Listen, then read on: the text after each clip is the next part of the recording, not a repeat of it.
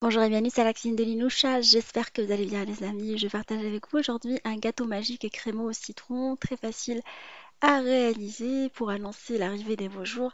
Je l'ai décoré avec quelques fleurs et une petite crème au citron, découvrant les étapes ensemble.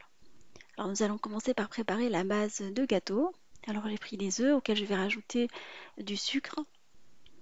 Alors on va battre les deux ensemble. Alors soit vous utilisez un batteur électrique ou vous êtes courageuse comme moi et vous allez le battre manuellement.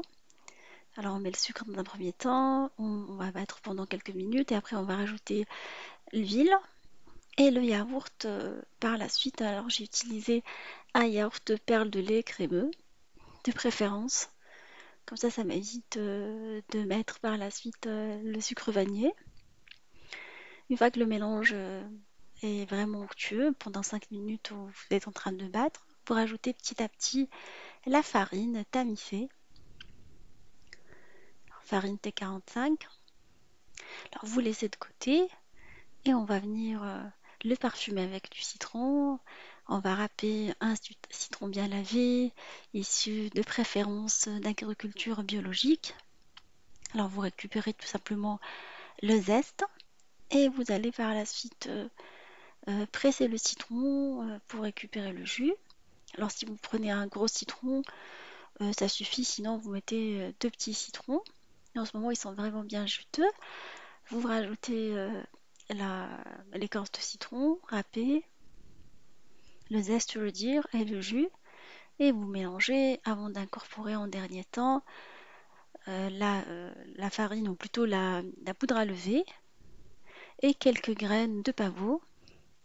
Alors, j'avais pas les petites graines, j'ai mis les grosses, mais bon, il faut vraiment mettre les petites, hein, de préférence, hein. Les grosses, elles sont pas très adaptées, mais bon, il passait quand même, hein. On va venir battre, ou plutôt préparer le moule. On va le beurrer et le fariner. Alors, beurrer de tous les côtés. Alors, vous pouvez utiliser ce moule-là ou le moule que je vous ai montré. Pour tarte renversée, vous avez un petit trou pour décorer. Alors, le moule, vous le trouvez sur Amazon ou dans quelques boutiques orientales. On appelle ça le moule magique.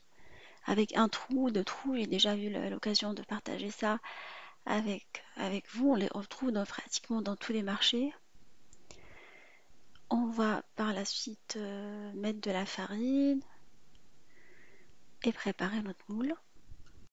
Avant de transvaser la préparation dans le moule, vous égalisez la surface et on va le faire cuire dans un four préchauffé à 180 pendant une trentaine de minutes en surveillant la cuisson.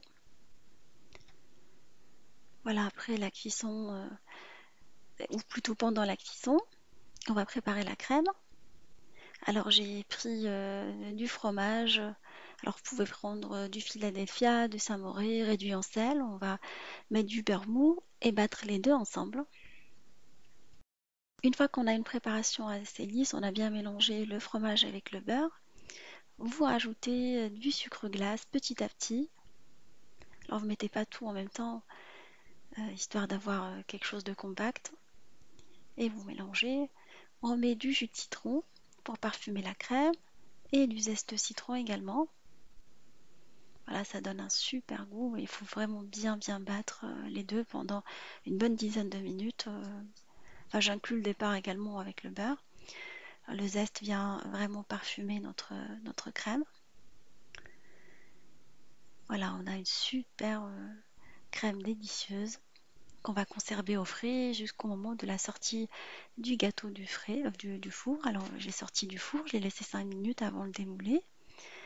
Vous pouvez le badigeonner avec un peu de miel, avec un peu de confiture et mettre des amandes autour, le laisser comme ça, sans rien.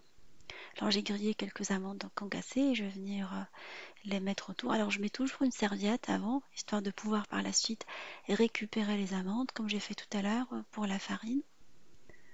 Voilà, on peut récupérer facilement après.